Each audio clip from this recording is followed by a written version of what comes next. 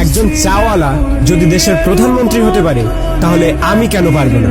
একটা ছেলে যে জঞ্জাল সাফ করার কাজ করত আর সে যদি বিশ্বের অন্যতম ক্রিকেটার হয়ে দেখাতে পারে তাহলে আমি কেন পারবো না? একটা মানুষ কোনো ডিগ্রি ছাড়াই শুধুমাত্র পেট্রোল পাম্পে কাজ করে ইন্ডিয়ার বেস্ট বিজনেসম্যান হতে পারে তাহলে আমি কেন পারবো না? হাই স্কুলের বাস্কেটবল টিম থেকে বাদ দিয়ে দেওয়ার পরেও যদি সে দুনিয়ার বেস্ট বাস্কেটবল প্লেয়ার হতে পারে তাহলে আমি কেন পারবো না? কিছু লোক কলেজ ড্রপ আউট করার পর নিজের কোম্পানিতেই কলেজের টপারদের হায়ার করতে পারে তাহলে আমি কেন পারবো না?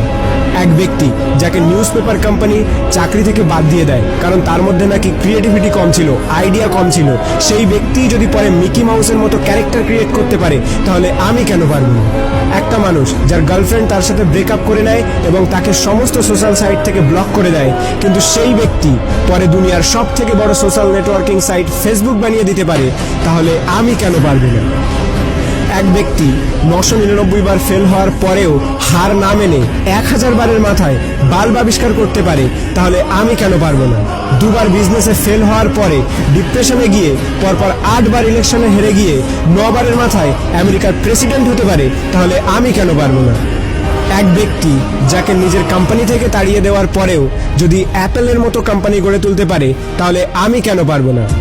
একটা মেয়ে যে 9 বছর বয়সে সেক্সুয়ালি অ্যাবিউজড হওয়ার পরেও 10 বছর বয়সে প্রেগনেন্ট হওয়ার পরেও লোকাল টিভি শো থেকে বের করে দেওয়ার পরেও অস্কার জিততে পারে এবং কোটি কোটি টাকা ইনকাম করতে পারে তাহলে আমি কেন পারবো না?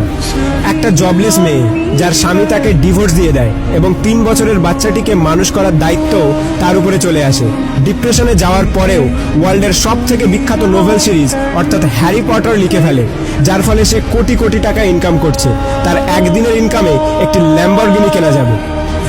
এক ব্যক্তি যার পুরো বডি প্যারালাইজড, চলাফেরা তো দূরের কথা, নিজের আঙুল পর্যন্ত নাড়াতে পারে না, সে যদি ওয়ার্ল্ডের one of the best scientist হতে পারে তাহলে আমি কেন পারবো না? তোমরা সব জিনিসই অ্যাচিভ করতে পারো যেটা তোমরা করতে চাও, যার স্বপ্ন তোমরা দেখো, শুধু তার জন্য একটা আগুন দরকার, একটা স্পার্ক দরকার। নাথিং ইজ ইম্পসিবল, আর এই স্পার্ক তোমাদের নিজেদের মধ্যে আছে। তুমি নিজেই দোষী তোমার ফেল হওয়ার জন্য।